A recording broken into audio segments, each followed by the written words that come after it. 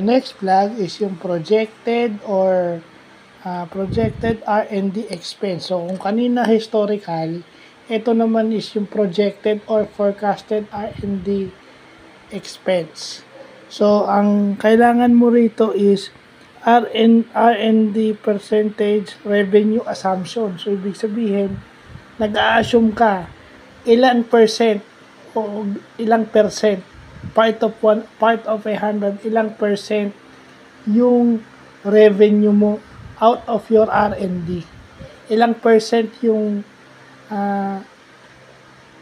parte ng revenue na based dun sa R&D, i-multiply mo siya dun sa total revenue para makuha mo yung projected. So, ibig sabihin ng projected, yung ina-assume mo, okay? Ina-assume mo na laki ng kikitain out of your R&D. Kaya nga nakalagay dito, di ba yung percent ng kikita, yung percentage revenue assumption. So, importante yun sa business, meron ka rin dapat projected or forecasted R&D expense. So, yan, maganda, no? Natututunan natin na hindi lang pala biro-biro yan.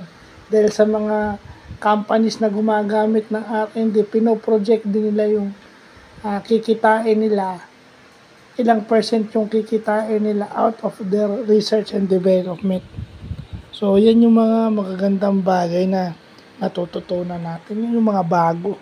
At yan ang pinagpapasalamat natin sa Panginoon dahil buhay pa tayo at napag-aaralan pa yung mga baka. You never get too old to learn. And not all learnings are in school. Although nakatulong yung school. Kasi ilang taon din ako nag-aral, di ba? So, nakakatulong yun sa ngayon. So, yun lang po.